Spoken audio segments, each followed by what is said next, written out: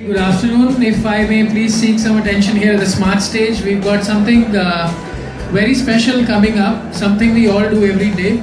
We all dress, but today it's about power dressing, and we've got somebody very special fly down from Bangalore to take this session with you about 20 minutes. And so please come near the Smart Stage. We have with us today Madhulika Verma. She's an executive coach and an image consultant as well. And she's been leading a lot of power dressing sessions with some of the senior most people in the country.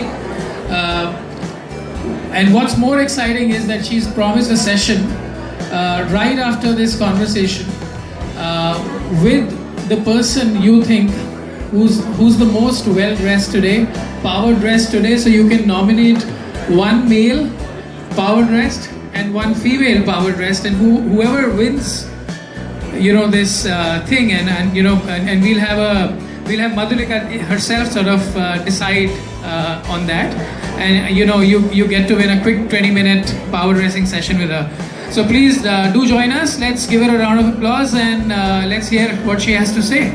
Over to you, Madhulika. Thank you, Gaurav. Thank you so much. Good afternoon, everyone. How's everybody doing there? All right, good. Thank you. All right, so before I start talking about power dressing, I have to say that this once-a-year conference is such a delight for me, because this once a year is when I actually see freshly picked blazers, and I actually smell freshly dry cleaned suits, and I can see that women are decked up, men take time to dress up, everyone's looking really crisp, and it's such a delight for somebody like me. So congratulations to all of you. You're looking really, really chipper today. So why don't you give yourselves a very big hand? Thank you. So I'm going to be talking about power dressing. Why don't we start with the concept of what do you think power dressing is? And why do it? Right? So why should we do power dressing anyway? So let me ask you another question. Everyone is power dressed today. Most of us are, right? Do you feel important today? Yes? Do you feel like you're ready to be visible? It's alright if the head of any company sees you today, notices you. You're prepared, right? Exactly. So the reason why we power dress is mostly because we want to be seen as confident. We also want to feel confident. And the other thing is the attitude. When we take time to dress, and we take time and invest time in our dressing and the way we look, the way we talk, we are giving out a message that I am important to myself and I'm serious about my business. Correct? So as Gaurav had mentioned, towards the end of the session, in about 15 minutes, you can look around and see if you think somebody is really well dressed. You can nominate them, one power dress male and one power dress female. Okay, so let's talk about power dressing a little bit. So I just want to ask you, who do you think is power dressed in these images? Any nominations? A? Okay. And in terms of female?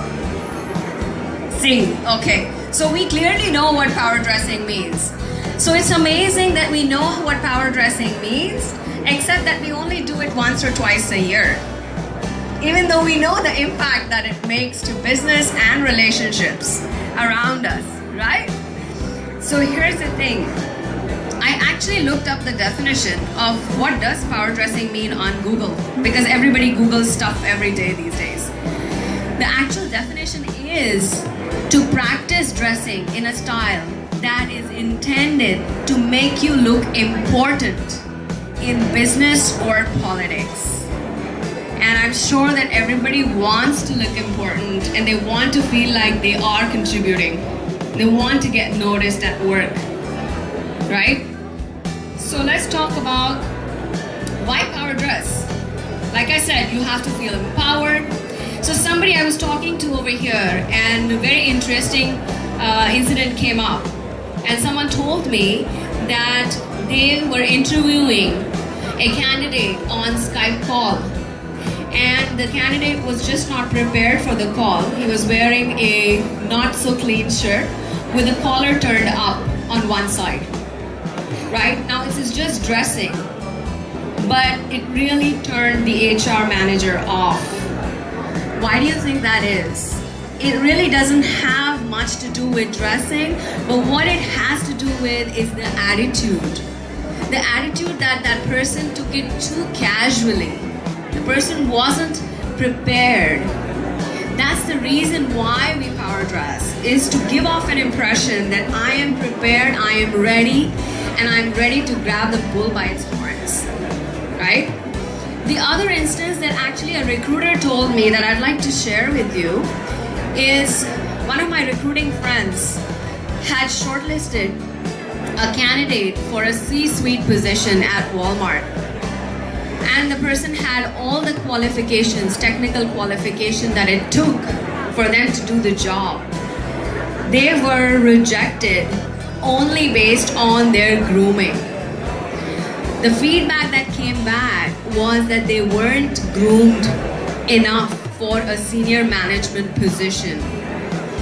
So we have to realize that this really has an impact on the way we see our career path. It can go up or it can go down depending on how we dress and how much time we invest in ourselves. So I want to share this study that they did at Yale. You might be surprised, but here's what they did. They took 128 people, okay, and between the ages of 18 and 32. And what they did was they had them participate in a mock buying and selling transaction. So what they found at the end of the study was people who were not dressed well, who were dressed in sweatshirts and sweatpants and were trying to sell something. Theoretically, they were able to raise about $680,000 in business. However, people who were dressed really well made $2.1 million theoretically in business. So what is that? And that's just a money transaction. Imagine the impact it has on the relationships that you have with your colleagues and your chances of getting promoted or getting a leadership role. So now we understand that as HR professionals. I can see that most HR professionals understand it. But here's the thing, how do we get the employees to understand it? What are the things that we can do to make the employees understand that this is as important as you think it is, right? So some of the initiatives you can take is definitely programs that reinforce the impact of power dressing, not so much how to do it, but why to do it. Because the why is what is missing. The purpose is missing. And the other thing is definitely coaching. So there's a lot of times where senior leaders don't feel comfortable in a group setting. And at that time, we recommend one-to-one executive coaching. So you bring a coach in and they work with them on every aspect of dressing and body language. So here's what the HR can do.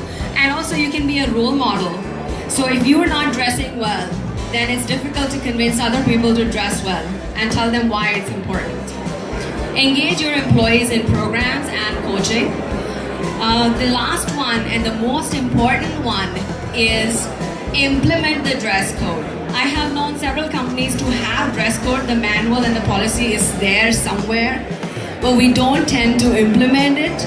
When we see somebody deviating from the dress code, we do not make an effort to actually address it, and that becomes a domino effect. Everybody around them thinks that it's okay to do that, right? So that's all about it, and I'd like to ask you if there's somebody you think around you who is really power dressed. So you can nominate